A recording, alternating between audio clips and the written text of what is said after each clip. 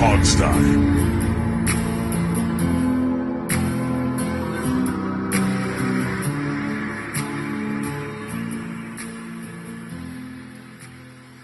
Hey everybody, and welcome to the Hogstye. It is the postseason, and Washington isn't playing, so Surprise. We got to get creative here, folks. This is Alex. Steve is with me. I don't know where Jamal's at. Jamal's missing in action. He's missing in action. All right, that's fine. We can make it work with just two people, though. We've done this before. Steve, welcome to the postseason. I hope you're. It's really by Washington standards, we're in full-on off-season mode now. Yep. Full-on off-season for Washington. That is absolutely true. I think generally speaking, probably every Washington fan is rooting for Dallas to lose, and then if that happens, and maybe Philadelphia too, but more Dallas. And if that happens, then we can sort of relax and enjoy the playoffs. That's how I always look at it. Yeah, look, I know Philly's in the division. I don't cheer against Philly as hard as I cheer against Dallas. I hate the people of Philadelphia more than I hate the team. Sure. You've said that many a times, honestly. I like getting it in every opportunity. Dave is the only normal one in the whole godforsaken city. Dave ain't normal. I like Dave. He ain't normal. Dave, you're listening. I know you are. You ain't normal, buddy. Sorry. He's working with us. He's not normal. Yeah, there's something off about you right there.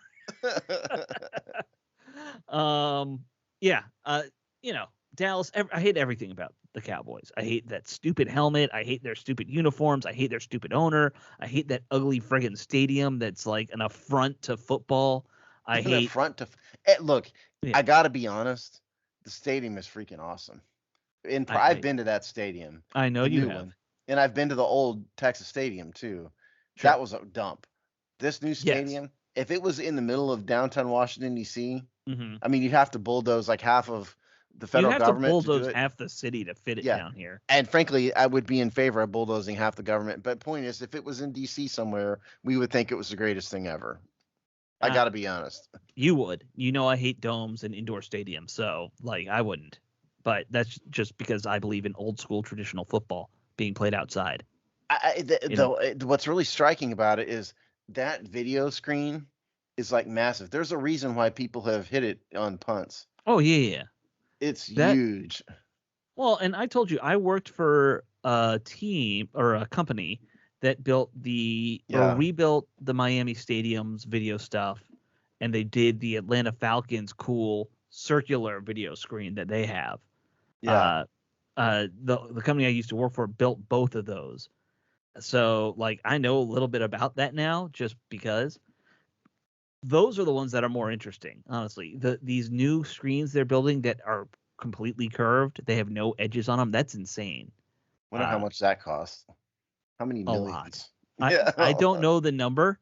Someone I used to work for knows the number, but they won't tell you the number. It's got to be 8 figures. Oh, yes, at least. But at least we have Fedex. But we have a stadium in which, the stadium itself tries to kill the opposing quarterback. Right. Did we even talk about that at any point? I don't think so, because it happened. Yeah. I don't think we even knew about it. I just think it's humiliating. Well, so here's I'll put this in a little poll, Steve. What is the most embarrassing failure at FedEx Field this year? Was it what we just talked about? The bars fell and almost killed Jalen Hurts, and a bunch of Eagles fans fell on the field, sullying the field for all eternity because they're Eagles fans and they're dirty. B, was it the water explosion in that one suite where a water main in one of the high-end suites blew up and the whole suite got destroyed? Or C, was it the other water main explosion where water that they're saying was not sewer water, but everyone also says it's sewer water? It's gotta exploded on top of fans' heads. Okay, we can analyze this.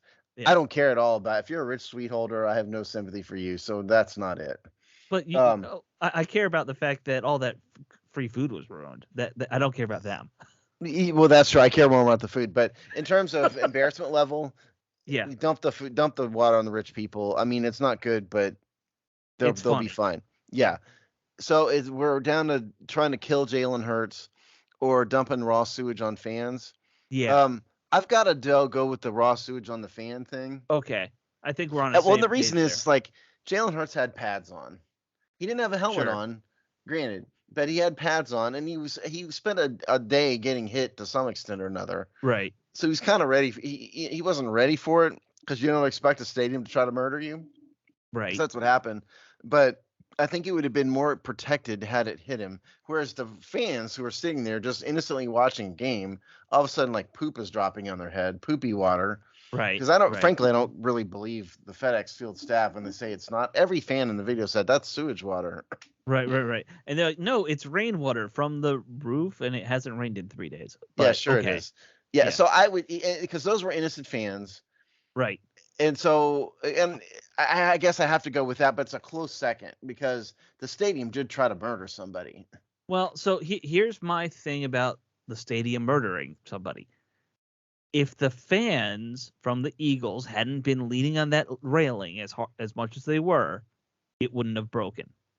Maybe. Like Presumably. there was a level of stupid human interaction that caused this to happen, whereas the sewage water from the pipe is just they're totally innocent people. Yes. Yes, it's totally innocent people, and no one did anything to make that happen. Right.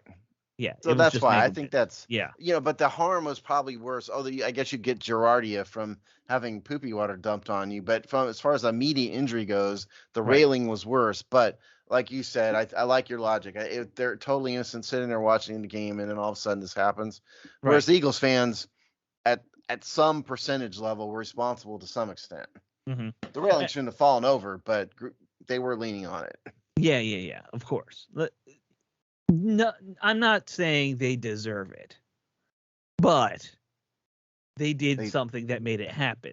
The funniest part about that is like the parent Jalen Hurts said that the stadium staff had no sympathy for any of them. They just told him to get the hell off the field. Yeah. You know? And they use some even cruder language than that. Apparently. Yeah, the stuff that I wouldn't say. And like Jalen Hurts was the one who was trying to help him up, and Right. Awesome. And, great job, FedEx staff. We talked about it before. The moment where the camera guy is just trying to kick an Eagles fan is also a rather odd. Like, and I get it. Like the thing is on his leg still, and on his camera, that piece of fence. So he's probably just angry and wants these people off it so he can get out from under it.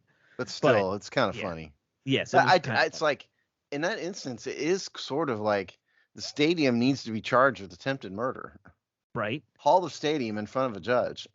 Right. Well, we have corporate personhood. I'm going to have stadium personhood. We can arrest the stadium. We're going to put the stadium in prison where it belongs anyway. The stadium is a prison. Yes. Actually, you know what? We've got to figure out what to do with all that land whenever they demo FedEx Field. There you go. Just turn it into a prison. I'm in favor of that. There's some irony there. I don't think the governor of Maryland would be in favor of that, but I would be in favor of it. Yeah. I guess that's probably some valuable land. It's close enough to a metro. And I don't think he's in favor of giant prison as a general rule anyway. Yeah. How many people can sit in FedEx? 60,000 people? Well, it's way more than that. I mean, they took out, it was up to 85. They took out a bunch of seats. So, okay. So let's say it's 70 something now. Yeah. So you have a 70,000 seat prison. Well, and you could put people on the ground floor too. Yeah, that's true. So you could probably cram 80 in there if you really had to. Yeah. I don't know what would be worse. The fact that you're in prison or the fact that the prison is also FedEx Field. And it may try to murder you. And it may try to murder you, along with the other prisoners who would also try to murder you. Yeah, true. And I'm trying to think, was there anything else that happened with that stadium this year that just makes it even more embarrassing? I want to say there is, but it's not coming to me what it is right now. Wait, was the cat thing at FedEx Field? That cat that almost fell, or was that's another stadium? You know what I'm talking about? Yeah, no, I do. I think that was not at FedEx Field. No, that wasn't at FedEx. Okay. Yeah. Then we had Patrick Mahomes' little brother dancing on Sean Taylor's there grave. You go. There's the last embarrassing thing. Yeah. And you know what? More embarrassing than poop water.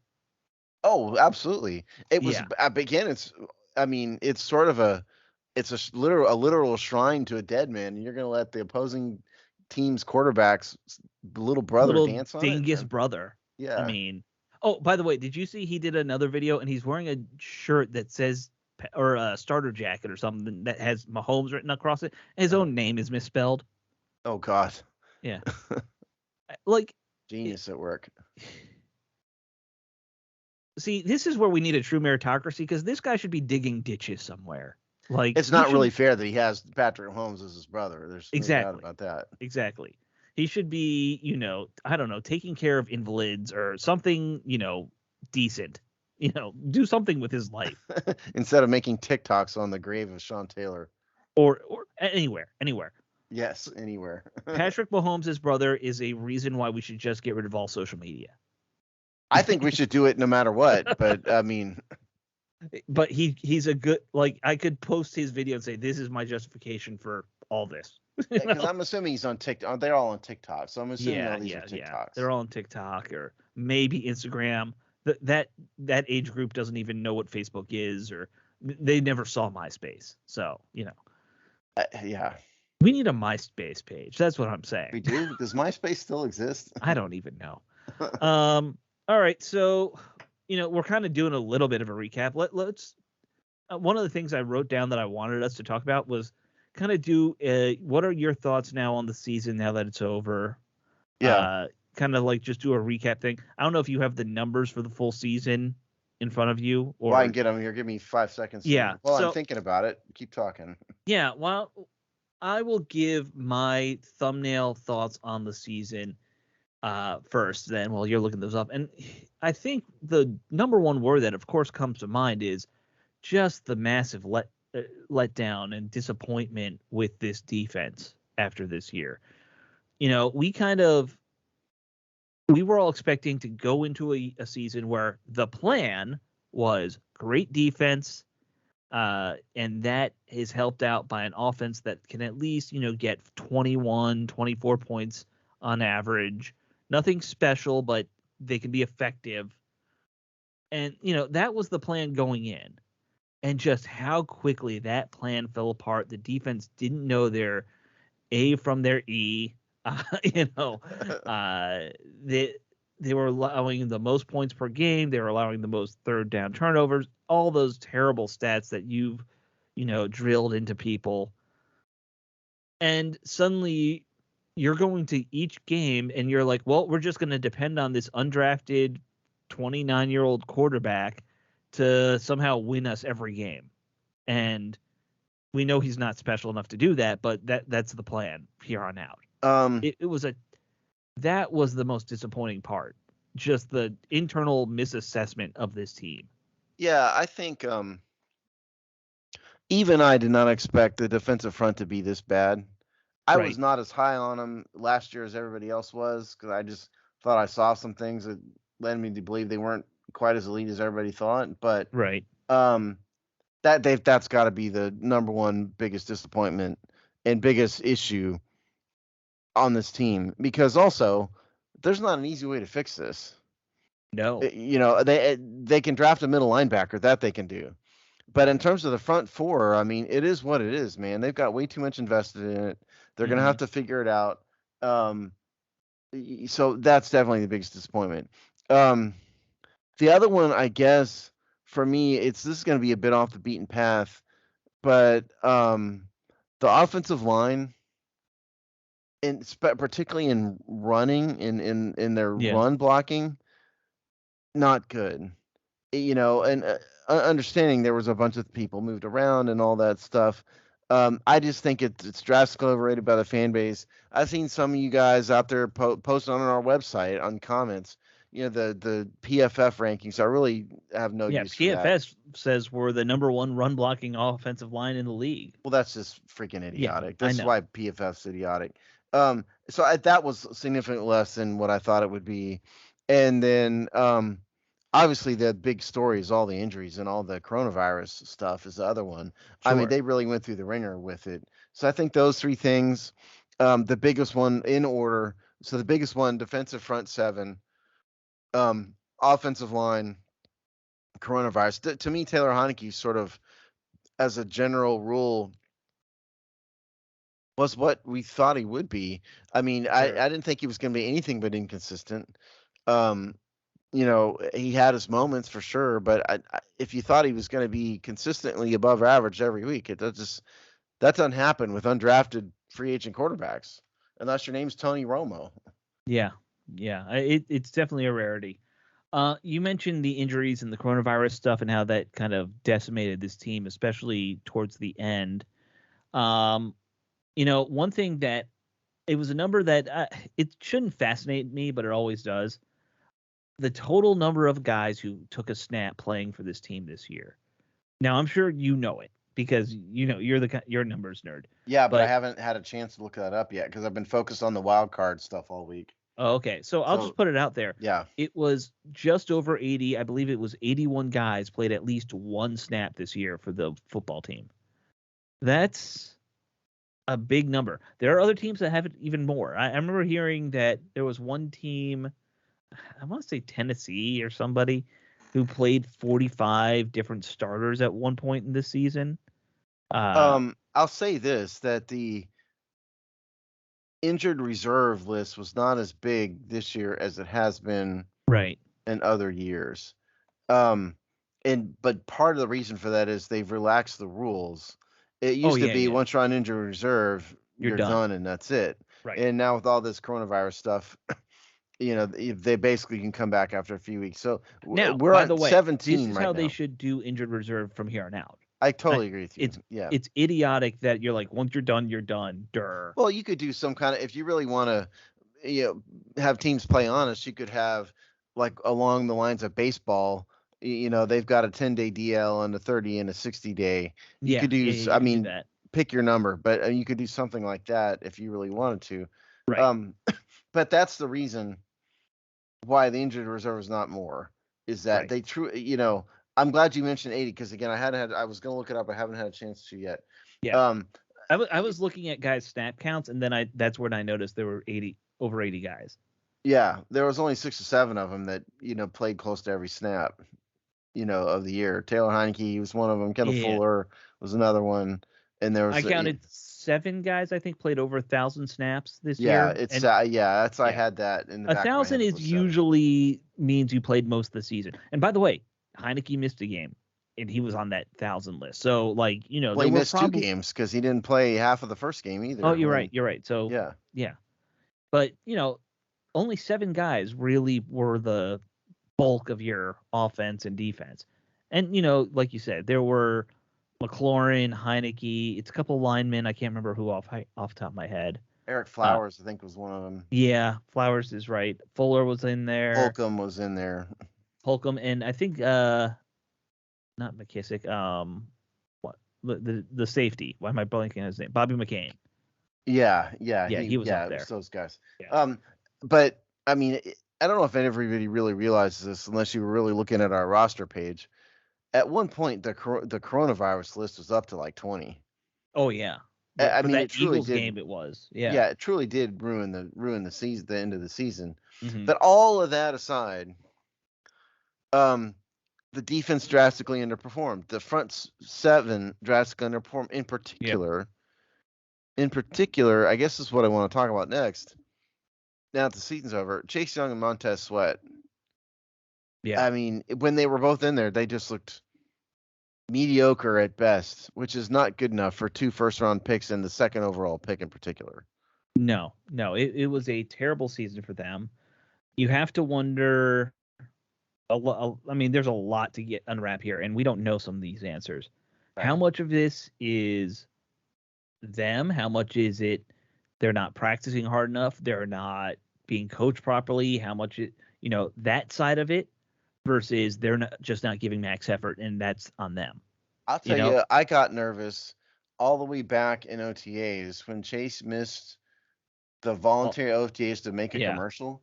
And at the end, is it the worst thing in the world? No. But for me, that rang an alarm bell because that showed me that maybe he cares more about the hype of being a big-time NFL player than he actually did being an NFL player. That's Right. what concerned me, and maybe it was correct to think that based I on mean, results. look, I remember back when that happened, I was listening to Brian Mitchell on the radio, and he said he never missed an OTA. He never missed a practice. As long as he was healthy, he was out there. And he was like, you have to be with your teammates. That's the most important. That all the stuff that I think we would understand. The thing that he said that rang true in the end, if Chase Young misses OTAs and he goes out and he gets you 10 sacks and he has a great season, you're not going to care. But he went out and stunk up the joint. Let's be real. Yeah, he did. He was the worst starter on that offense or defensive line. Certainly in pass pro. I mean, I think he contributed a little bit on the run game, but yeah. Sure. But of those key guys, he was he was 5 of 5. I would say we have 5 key defensive linemen. He was the weakest of them. I mean, and look, Brian Mitchell, I wouldn't say we know him, but we did interview him once on this show. No, but we did interview him once. Nobody's more honest than Brian Mitchell, except me. Brian Mitchell is the Steve Thomas of media, of real media. Of real media, yes. Not our fake media. Yeah. Because he will just say exactly what he's thinking, and I think he's right. I think if Chase and Montez had gone out there and gotten 20 sacks between them, I wouldn't have even remembered about that OTA story. Right, exactly. And I think Chase finished with what, 1.5? I think so. I think it was 1.5. Yeah. It's not a good number. It's not. That's a fine number if you're like the third stringer or the fourth stringer. You got to wonder now with, the ACL, what's that going to do to his burst? Yeah. He's a big dude. Anyway, it was good, but it wasn't like he was an elite. He wasn't an elite sprinter, but he does have in short space. He had a wicked good first step. He did, and you got to wonder what's going to happen to that with now that he has a major knee problem. And you have to wonder, how's he going to be able to change his game if that's gone? Like there are plenty of players in history of not just football, every sport, who, when they lose one skill, they learn how to develop something else. But that takes a hard work ethic, let's be honest. Yeah, there's very few Adrian Petersons who can come back and be exactly the same. Right. He was just a freak of nature. Right. Usually if a guy loses speed, he learns how to build his power and, adjust his game accordingly. I think Chase could, but will he? I don't know. I mean, hopefully maybe he got humbled a little bit this year. Because also he was also on a bunch of HBO. He was on that LeBron James barbershop show. Yeah. That I can't remember the name of. I didn't watch it, but I think it's called The Shop. It's something like that. Yeah, that might be it. But I mean, hold on, I'll pull up my HBO app because it's on there somewhere. Oh yeah, please do. Yeah. But he was on that, whatever that show is, and he did a couple things like that, and and he flat out said about that OTA thing that he was making commercials, and you do the same things. You got to make money or something like that. Yeah, you got to make money when you can make money. Which, who else said that? And look how it worked out, was Robert Griffin. So that's pretty concerning, honestly. Yeah. So I don't know what to do about Chase. Hopefully he can improve. Otherwise, bust. Yeah. Which isn't good. Yep. The Shop, uninterrupted. Okay. I'll get right on watching that one. Yeah, don't. LeBron James. Yeah, good. Your least favorite athlete in the world is the host. Well, and he's not the host, but he's on it all the time. It's probably, he produces a lot of TV. He's probably the producer. So anyway, so that's, I guess, my 3 things. Now in terms of the quarterback, I know the fans are very down on Taylor Heineke. Right. Certainly he has limitations. Sure. I guess I would offer you 2 things. If some other Jag quarterback out there that Washington could go sign off the scrap heap, pick one. Is that going to be any better at the end of the day? No. This is still Washington. You could go sign. Are we talking going forward, or are we just talking about going forward? Okay. You could go get whoever, Marcus Mariota, or Ryan Fitzpatrick if he's healthy. And are these guys consistent and good? No, they're not. Do they have stronger arms than Taylor? Yes. But I'll tell you what. I'll take a guy who has leadership and moxie and maybe not quite as strong an arm every day of the week over like a Jeff George type. Oh, You know, over Jeff George type, absolutely. But I don't think the George type really exists much anymore I in the guess my point NFL. is Yeah. these guys aren't the panacea. Okay, you No. bring in, yeah, maybe you sure, maybe they sign Marcus Mariota. I mean, okay, but don't expect that that's going to get results any different because this, at the end of the day, it's really about the team. What happened this year? Um, Antonio Gibson took a massive step backwards. You might Yeah. not know it by looking at his yardage because he ended up over 1,000 yards in 17 games over a 17-game Mm-hmm. season. Although he missed a couple, so but still. But if you look at his yards per carry up until last week, terrible, Yeah. terrible, and Not what you want him. no, and he finished at 4.0 yards per attempt, and that was because he was at over 7 against in the last game of the season against the Giants. Mm-hmm. He took a step back. And so and the running game didn't pan out. And then on the receiving core, what happened? They lost Logan Thomas immediately. Curtis Yeah. Samuel didn't even show up at all. And De'Ami Brown was half of what the team obviously was expecting and the fans were expecting. And so they're down to basically Terry McLaurin and a bunch of nobodies in terms of people that were respected by the defense, and that showed. And so bring Joe Montana in here, and it's still going to be a struggle. Yeah. You know, Yeah. No question. I mean, look, I think the injuries played into it. Now, that said, when you talk about going forward, there is enough of a baseline of an offense in terms of weapons now, in my opinion, where let's say they draft a quarterback who's a rookie, uh they sign somebody who they really like. I don't know who that would be because you look at this quarterback, the options, no bueno. yeah, not great. Your draft is not great either, but at least with the draft you have the hope of, hey, maybe this guy works out, right? But um you have a stud receiver, you have a very good tight end if he's healthy, and you have a running back core that you can at least do stuff with. I know there's issues with Gibson, but he's at least a decent running back overall. He can carry the workload. You have J.D. McKissick, who can be a good weapon in the passing game. It's not a great offense in terms of those weapons, but you could do something with it. And honestly, until you find a quarterback, I don't know where you want to invest much more money because different quarterbacks play differently, and I But don't I think want to. there's a yin to the yang to this though. Sure. Because their weapon compared, yeah, sure, you name some weapons, but the only one who's an above average weapon by NFL standards is Terry McLaurin, and maybe Logan Thomas to a certain extent. I think Logan Thomas, when he's healthy, Maybe I is mean up there. but I mean, a quarterback has to have somebody to throw to, and they have to have a running game. And so I think you sort of need both. I don't think bringing in the best quarterback ever onto a team that stinks. Look at like Trevor Lawrence.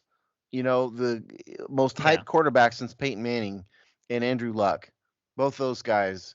He's up there with those two guys in terms of his hype coming out of college. Yeah, and the amount of talent he could have. Yeah. Yeah. And what happened? It was terrible. He had a bad coach. He had a horrible team, and it didn't go well. And we've seen that in Washington. Robert Griffin. Everybody the guy Hmm. everybody loves to hate, but the team ruined him. He ruined himself. He had played a major part in it, but the team ruined him. And you just have to have a team around him. So I think I I'm mean, not. I'm not. I guess I'm not one of these people that says you have to have every piece in place beforehand. But I think you kind of have to build together. Look at what Tampa Bay did.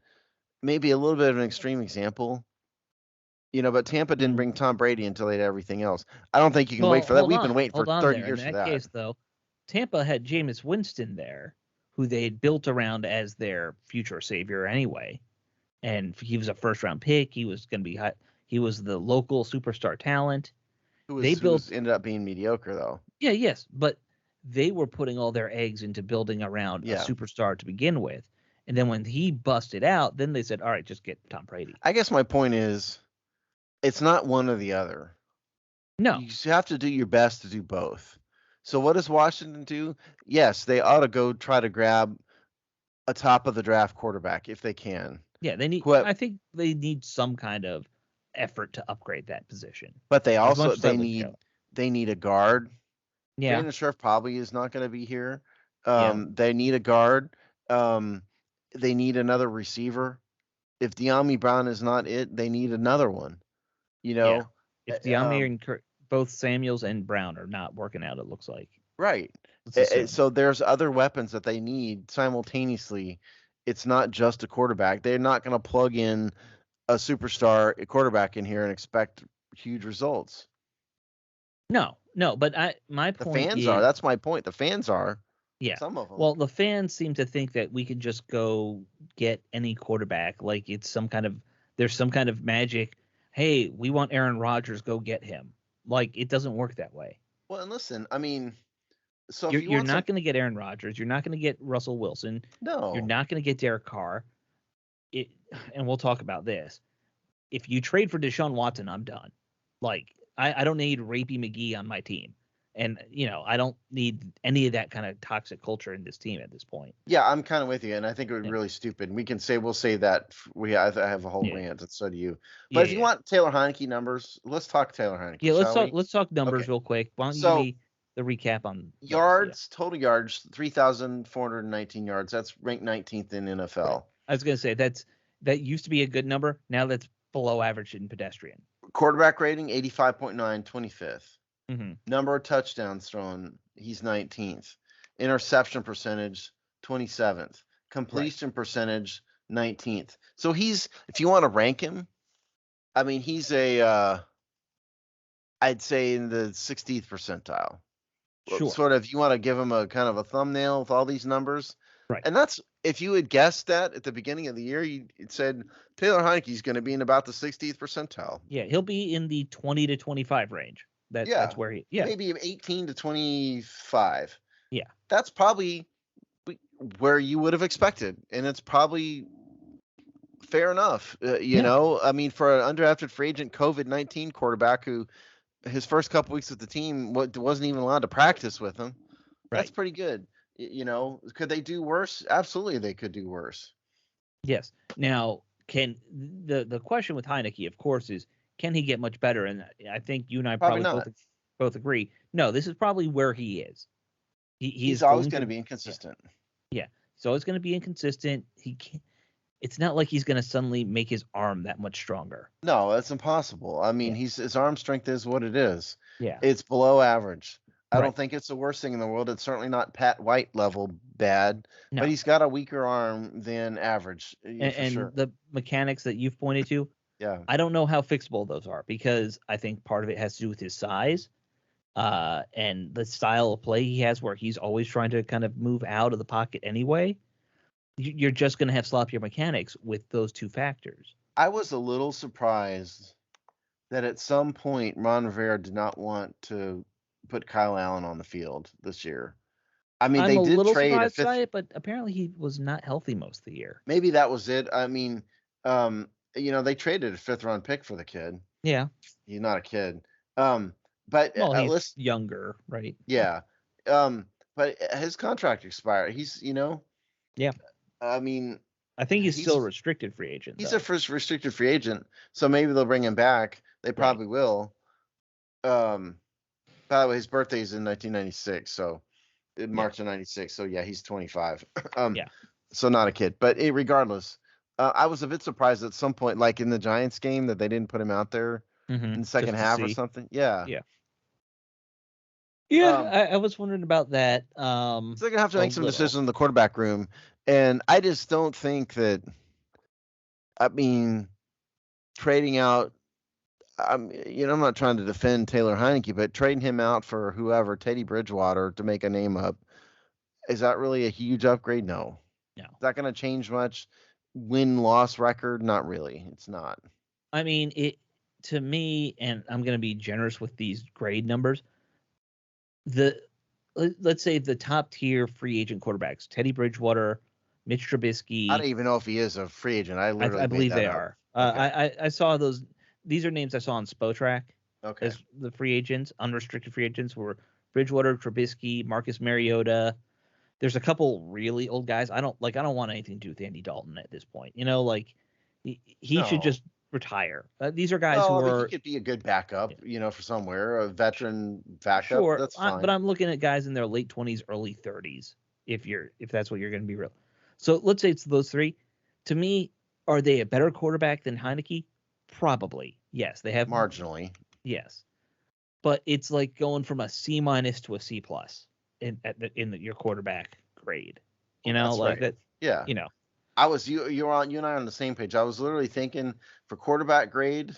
Yeah. For me, I was thinking C-. For Heineke. Yeah. Yeah, I think that's fair. I tell you one thing you can miss me with is Mitchell Trubisky. Miss me with that dude. I didn't think he could play in college. I thought he was dramatically overdrafted. And look what happens. Surprise, surprise. Old Steve was right. He can't play. So you can miss me with bringing, hoping that Mitchell Trubisky is your savior, because I know some of you out there think that, some unknown reason. I don't think any of these guys is a savior. Any of the guys who and look, I posted this at one point and got ripped for that on our social media page. This is not a good year to find your star QB, and maybe you're better off just accepting that and saying, we're going to have Taylor, we'll get one of these other guys to compete with Taylor, and we're just going to have to hold off for another year because that's where we're at. I have the list. All right. And this is courtesy of Spotrac. I'm just going to rattle some names off, see what everybody There's thinks. like 40 names, so don't just give me the big ones. Yeah, like Roethlisberger's the top. He's retiring, so we'll skip that. And again, no rapists. That's one of my policies. So Ryan Fitzpatrick, he's an option. Andy Dalton, Nick Foles, Cam Newton, Tyrod Taylor, Jameis Winston, Jacoby Brissett, Teddy Bridgewater, Marcus Mariota, Joe Flacco, Mitchell Trubisky, Tim Boyle, Blaine Gabbert, Chad Henne, Brandon Allen, Mike Glennon, AJ McCarron, Geno Smith, Colt McCoy, Chase Daniel, Brian Hoyer, Joshua Dobbs, Trevor Siemian, Sean Mannion, Mike White, Dwayne Haskins, Kyle Allen, Josh Rosen, Philip Walker, John Wolford, David Blau, Brett Rippon, Logan Woodside, Chris Straveler. I don't even know who that is. And Kurt Banker. You're into the restricteds anyway, where they're not going to get. That's the list. Guys. Yeah. So I challenge any of you guys out there to name one of these people who's going to be substantially better than what they already have. Right. No, none of them. I mean, look, I like Tyrod Taylor. Yeah. He's, Jameis Winston. Is Tyrod Taylor, is Nick Foles, are they probably better overall quarterbacks? Marginally, yes, they are. Yeah. They don't know your system, and there's pros and cons to all of this. Jamal's really high on Jameis Winston. I think Jameis Winston's a knucklehead to me, but yeah, I know, and we've been on that. I don't know if he'll leave New Orleans anyway.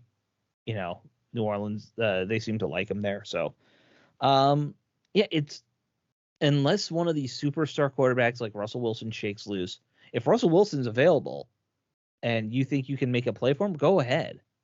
I could understand that. I know he's on the downside of his career at this point, probably, but I mean, I said that on our last show, so I clearly agree with you.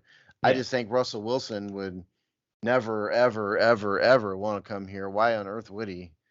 Sure. And granted, I don't know if he has a no trade clause, but guys like that could, have enough influence where they can kind of exert their will sometimes anyway. Sure.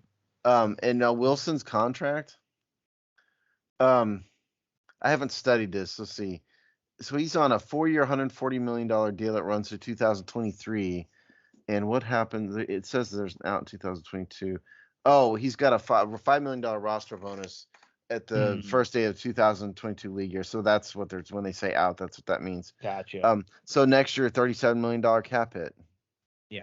For a guy who's 34, I think, years old. Yeah. I mean, it's not an ideal situation, but Russell Wilson is clearly several tiers better than Taylor Heineke. Absolutely. No doubt about that. If that option were on the table, you take it. Yes. If Aaron Rodgers were realistically on the table, you take it. I can understand that. Since we're talking quarterback, let's address the elephant in the room, which is Deshaun Watson. Alex runs most of our Twitter, but I will occasionally post if I get motivated enough. It's a cooperative still, but kind of a little bit. Yeah, it's Yeah. probably 75% Alex and 25% me at this point. It used to be 100% me, but nobody wants that, including me. Especially you. Yeah, You're the one who take it. said I'm done. Yeah, I couldn't take it anymore. Yeah. But so this week we both posted within an hour of each other, unbeknownst to each other, dueling I don't want Deshaun Watson posts. And got roasted by the Twitter Illuminati for it. Yes. Let me summarize. I would say Illuminati might be a little generous to those knuckle dragging morons who idiots, total morons. Yes. So allow me to summarize the issue. Washington just got through being dragged through the mud for a series of sexual misconduct incidents and having a proven and established toxic culture in the building. They made videos of cheerleaders. They patted reporters on the butt. They treated female employees horribly. They got investigated by the NFL, and Dan Snyder got sent home without dinner because of it. Now let's fast forward to Deshaun Watson. He's got 22 separate lawsuits hanging around right now. All of them accuse him of sexual misconduct. 10 of them are now active criminal investigations by the Harris County District Attorney's Office. Granted, they are probably he said, she said stuff, which is why he's not been charged yet. Raise your hand if you think the team that filmed naked cheerleaders and the owner tried to pimp out cheerleaders to his friends should bring in the guy who has an army of massage therapists accusing him of misconduct. Is that a good idea? No, and of course not. Do you want to trade multiple first-round picks for this privilege when he could go to prison for years, far longer than? Because let me tell you something. I read all these. I read every single one of these petitions. There's about 3 of them that accuse him of serious sexual assault. Okay. So now, I'm not saying it's a civil assault. I do know the Harris County DA pretty well. I have not talked to her about this. I haven't seen what they have, but if any of that is true, Deshaun Watson will never play football again. You're willing to take that chance? Yeah. And I want to address a couple things directly about this whole, all the stupid people who, and if you are defending Deshaun Watson, I don't have any respect for you. Just know that off the bat. I don't think you're a good person. So let me just start with that, and I'll follow it up with this. We had people who, you don't know anything about the story. All right, look, I'm just a schmuck. Steve knows a whole lot about. I know more than all of you. I promise you, I know more about this than Steve has. About this, he knows these lawyers. He knows all these people very well. I have experience in criminal law in Texas. He has experience in criminal law. Yes, he has worked you've worked on not both sides, right? You worked in a DA's office. I didn't work in the Harris County DA. I worked in another DA's office in Texas. I worked 15 feet from Kim Ogg for 2 years. Right. I know her well. Who's the Harris County District Attorney now? Right. Who is the person? And now, like you said, I worked on criminal defense cases with Kim Ogg, for Kim Ogg. Right. You haven't talked to her about it, and I'm sure she can't because of. No, and she's hard to get a hold of now. She's a DA, and I used to call her and chit chat with her, but I haven't in a while. But I do know her. But Steve knows everything about this. Yes, I do. So if you think we don't know, he knows everything you could possibly know, and he probably knows about 10 times more than you could ever know. Yeah. So we're telling you, don't do it. Yeah. Now listen. Yeah. So this is the thing. That's common excuse I think we got on both of our posts was, he's not been found guilty. Right. And what if he's found innocent? So there, I hear that one too.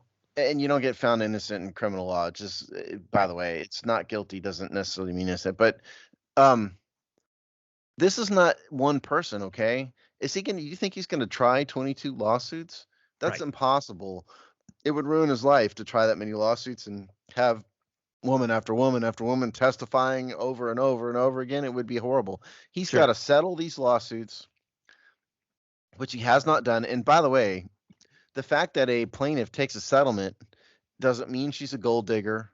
It doesn't mean he did it. It just means it's a settlement. This issue is still outstanding. And you would be foolish to take this on, and particularly if you're Washington. In terms of the criminal charges, I think the problem with the criminal charges is because again, as Alex says, I've read all these.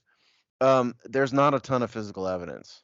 Unless there's a blue dress, and that's a reference to the Clinton Monica Lewinsky. Yeah. For those of you who don't remember, unless somebody has a blue dress, which is possible, there's not going to be too much physical evidence. And so I think the DA is probably seeing if they can build enough of a case to get a charge through testimony alone. And, things like, receipts and, payments and things like that. So that's why we haven't seen anything.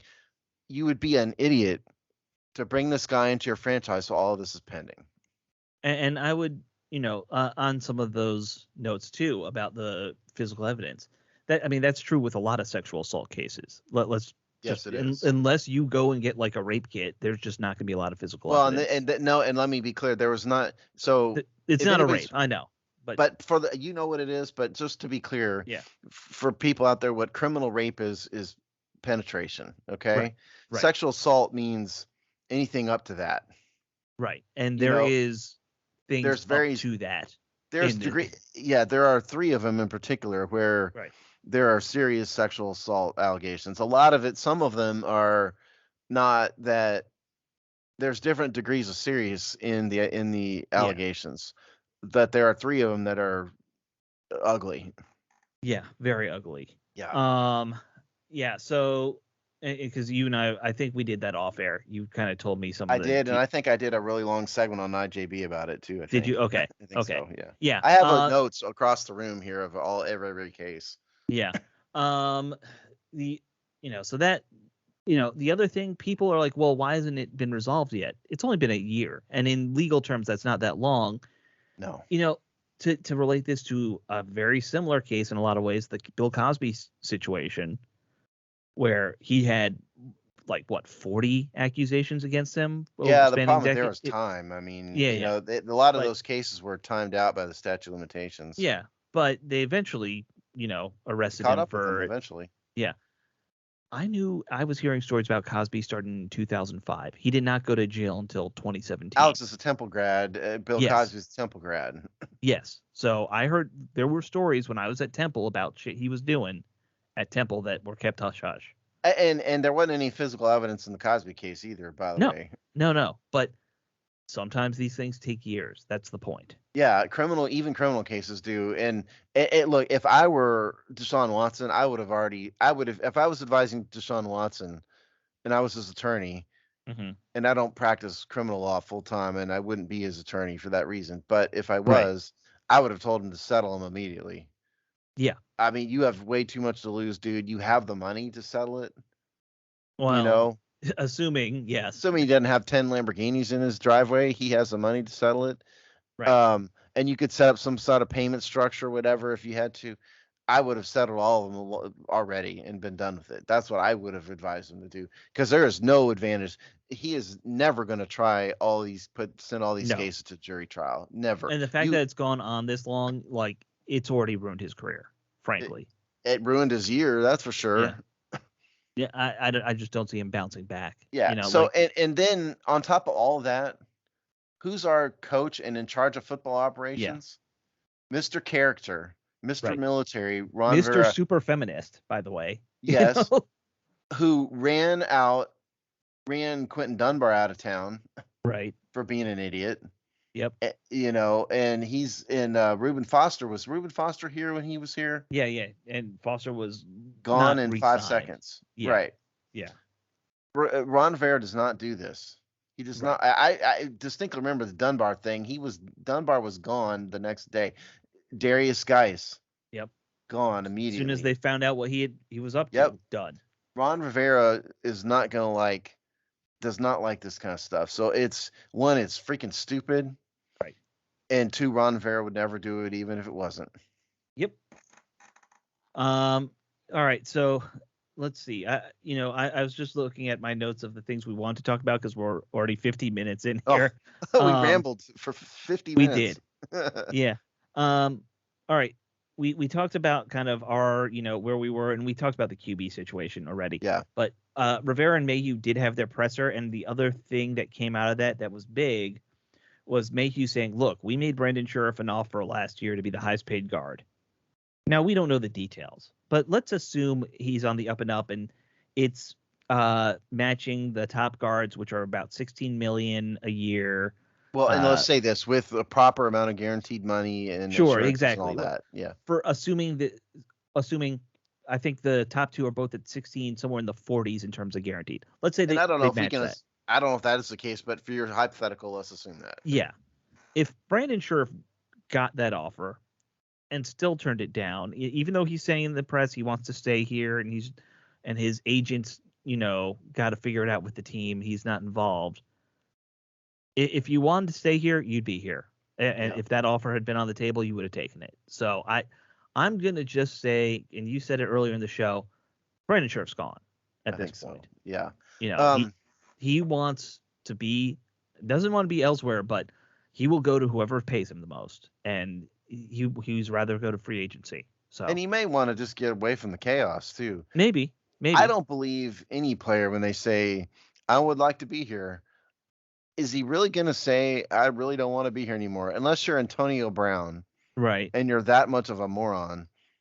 No player is going to say that. And so the fact that Brandon Scherf said, yeah, he wants to be here, whatever, because he said that, I think I give that zero credibility whatsoever.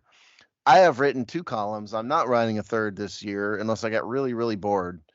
Right. One weekend. I am gonna force myself not to write another Brandon Scherf contract. Copy and paste one of your old columns and just change the date. Well, the problem is every year it goes up because the average I annual know. values go up. Yep. I just think at this point, I'm a Brandon Scherf fan. I don't think they should let a 5-time Pro Bowler walk, but you just can't pay this dude $20 million a year. No. Particularly with all his injuries. Even with without injuries, I wouldn't pay him $20 million a year. I just think that's dumb, and I think we've hit the end of the road with contracts with this guy. And I just think whatever reason, I don't know if Mayhew's telling the truth or what. I don't know. I just get the sense that it's kind of a Kirk Cousins thing, and that he doesn't really want to be here. He wants to get the max value he can, and I don't blame him. You do you, the guy. I just think he's gone. Well, so here's the thing, Steve. I mean, and look, you're not a contract negotiator, but I've negotiated a lot of contracts, though. Well, but not football contracts. I'm not and I'm not an NFL agent, no. Right.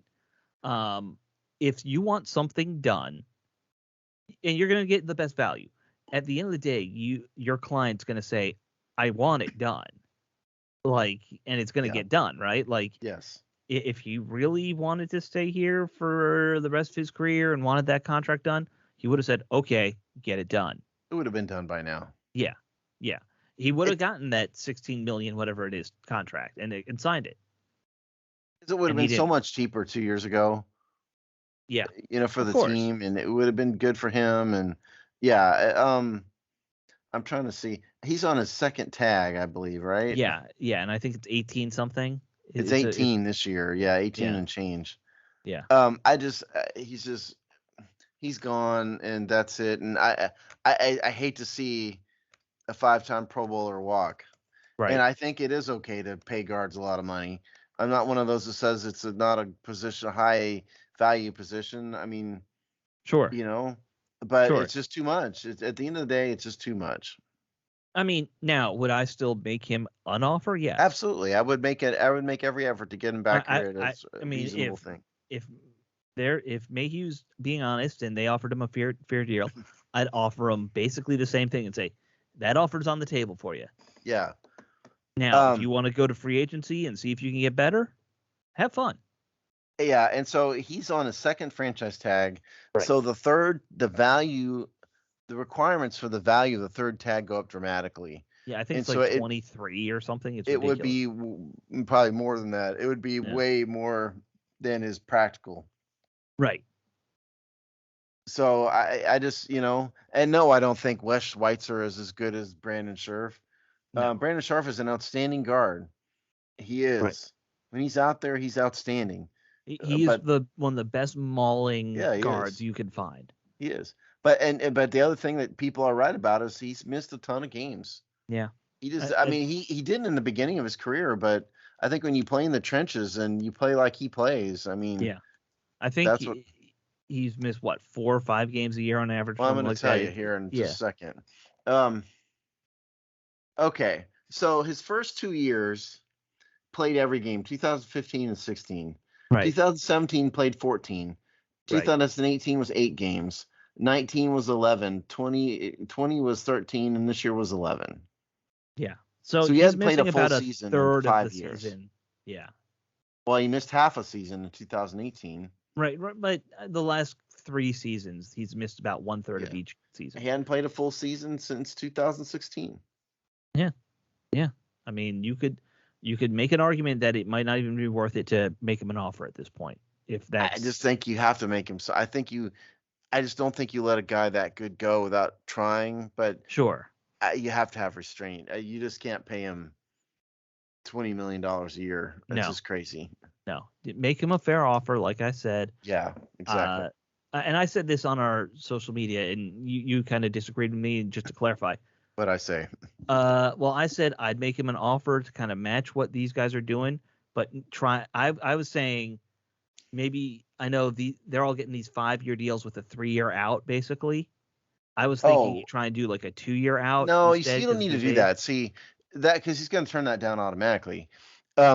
Almost every 5-year contract in the NFL is really a 2-year deal. In terms of when the team can get rid of you, unless you're Joe Flacco or a handful of quarterbacks like that, almost every contract you can get out of in 2 years. A small number or 3. So you could make him a 5-year offer that appears to respect him and still be able to get out of it and cut him in the end of 2 years. Yeah. So you could that's get what what I you're was saying. Well, yeah, you could do what you're saying, but make it in a 5-year offer that he's not just going to immediately give us the finger and walk out on. Right. I wasn't saying you make him a 2-year offer, and that's I thought that. that's what you said. That's why I was saying that. No, I understand enough about how the contracting system works now, where it's a 2 or 3-year offer. Listened to me prattle on for years about it. Yes. Yeah. Well, and because I'm enough of a nerd like you, where I'm looking at Spotrac and all these other things at contracts now, and it's like, you don't have my spreadsheet though. I don't have your spreadsheet. That's true. I know you're jealous of it. No, I go by 4 other places spreadsheets as well. I know Alex has his spreadsheets, believe me. Yes. I just don't have one on the football team like you do. Yeah. So that was the other thing, and it's gonna suck, but I think he's gone. Yeah, I do too. All right, the last thing we needed to do was preview these wildcard games. Oh yeah. I'm still not used to there being a Monday night game in the it's playoffs. Weird. It's weird. It doesn't feel natural. It feels wrong. Okay, dirty. here's the schedule. Yep. Let's just go through them and kind of give our thoughts. The Saturday first game is 4:35 Saturday Eastern Time. Raiders at Bengals. Raiders ranked are the 5th seed. Bengals are the 4th seed. Right. This is on NBC. Look, the Raiders just came off of one of the best regular season games you will ever see. Yeah. I think that's one of the things that sometimes teams can't handle when they come back. Mm-hmm. And it's sort of like the next game is kind of the denouement where they get slaughtered. And the Bengals have been sitting here waiting. The Raiders are a flawed team in some respects. So I think the Bengals are probably going to handle the Raiders. Do you think the Bengals get their first playoff win since the 1990s? Yeah, there's a reason the line is 6.5. Yeah. There's a running meme, I don't know if you've seen it, of no one in the history of the world has ever actually texted about a Bengals victory because texting didn't exist the last time the Bengals won a playoff game. That is amazing. Yeah, 1991, I believe, is what they said. So yeah, I like the Raiders because I like Derek Carr and just how he plays, and I would love to see the Raiders do well now that Gruden's gone. Just kind of, I don't know, John Gruden. I never really liked John Gruden that much. I loved Jay, never really liked John. So you were a big Jay fan. I am. I still am. Yeah. So, anyway, I'm with you though. I think the Bengals win that one. Yeah. Okay. Pats And Bills next one, right? That's gonna be the fun one. Patriots number Saturday. 6, Bills number 3. This is Mm-hmm. prime time Saturday night on CBS. And by the way, they're streaming these games this year, so it's the NBC one is streamed on Peacock, CBS, Paramount Plus. Yeah. Um, No one has those though. That's the funny part. no, ironically, I have both of those. Oh, are they part of your cable package? Is that why? Peacock is, Yeah. and then one of my kids asked me for Paramount Plus because there was some particular thing he wanted to watch on it, and then Was I it Star realized. Trek? No, it wasn't. No, they're not into that kind of thing. No. Okay. But then I realized that the Frasier reboot is coming on Paramount this year, Oh, I didn't and know I that. thought, you know what? I'll drop $60. So if I That can might watch be worth it. Frasier and you can Yeah. watch the show that you want to watch, so that's the only streaming service that I pay for is Paramount Plus. But Oh, Peacock comes with Xfinity, yes. yeah. Okay. Okay. All right. Anyway, so Anyway, Patriots Bills. Patriots Bills. I think if you look at all the games, this is probably going to be the most fun to watch. I can't go against Bill Belichick. I just can't. I Even in like, Buffalo. yeah, I know, but I like the Bills overall, but it's Bill Belichick in the playoffs. He's back, and he's at least going to get through the first round. I get the feeling. And it's Buffalo in the playoffs. Don't forget that. That's true too. That is true too. A couple things about Buffalo. This is a prolific offense. They've Hmm. scored 483 points, third most in the NFL. Stephon Diggs had over 1,200 receiving yards. Yep. Josh Allen is a runner. Sure. That having been said, he's not a great passer. I told you guys he wasn't a great passer coming out of college, and he got better to his credit, but he still ain't no Joe Montana. Nope. But they've scored a ton of points. And they've got, they've got runners. They've got it's a good offense. What can you say? But yeah, the Patriots, the non-Tom Brady Patriots scored 462 points, which is ranked 6th in the NFL. They missed a beat, but they only missed one beat. Yeah. Mac Jones, 67.6 completion percentage. His quarterback rating got hurt because he threw a lot of interceptions. 13 interceptions. But he's a rookie. He did pretty darn good for being a rookie. And, they've got some weapons themselves. They've got Damian Harris. They've got Jacoby Myers. Their defense, they've got a good quality defense. This is going to be a great game to watch. I'm going to go. I think the magic does end for the Patriots in this. I think. Now, by the way, the Patriots and Bills split the series this year. If anybody's wondering. Yeah. The Patriots won in Week 13, and then the Bills won up in New England, 33-21. I think the Bills are going to take this one. Okay, so you and I are divided on that one. Yeah.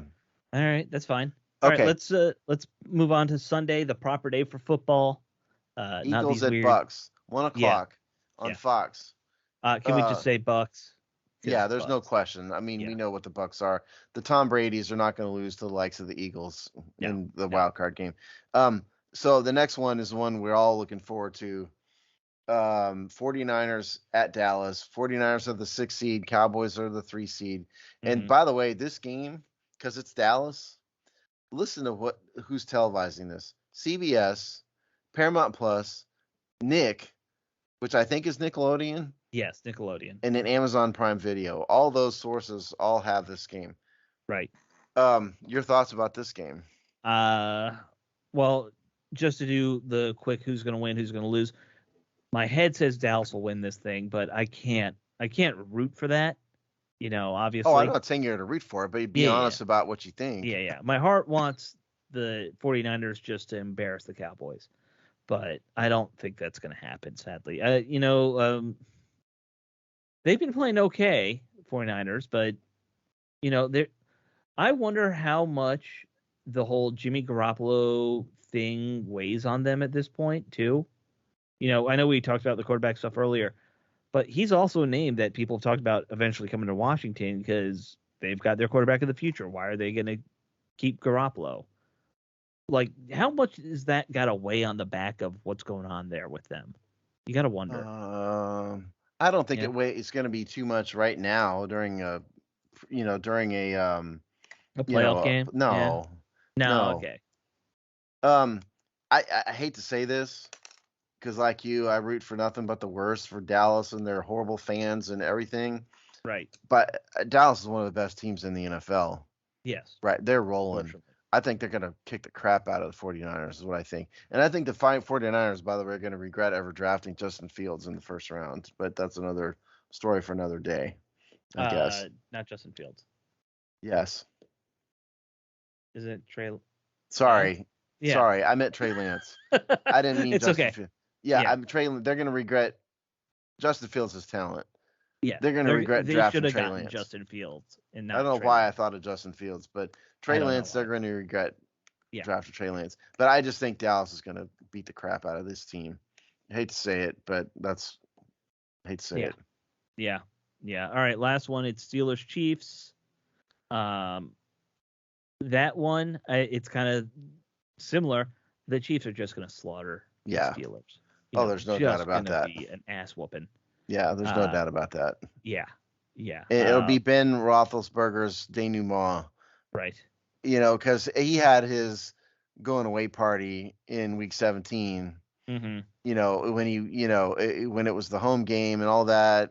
Right. He jogged around the field. He didn't want to leave, and I think he's kind of done. And it's not going to go well. He should have been done 2 years ago, but yeah. You know what, the line? The line is the biggest line at any game this weekend. Okay, what's the line? 12.5. Ooh, that's a big line. Yeah. Now, of course, the Monday game. Because there's. I don't understand the playoff Monday thing at all. Nope. But in this case, I didn't even realize this till I started working on our preview.